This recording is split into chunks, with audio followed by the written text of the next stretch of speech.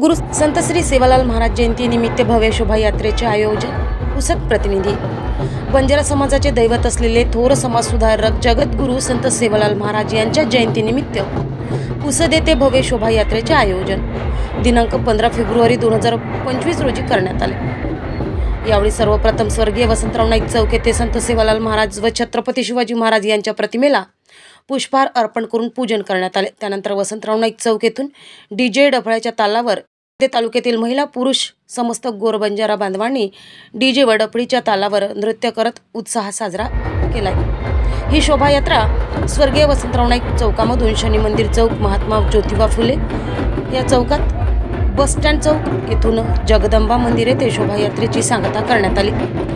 महिला पुरुष, लहान मुलं मुली तसेच समस्त गोर बंजारा समाज बांधव हजारोंच्या संख्येने सहभागी झाला होता। पारंपरिक नृत्य सादर करून पुसदकरांचे मने जिंकली।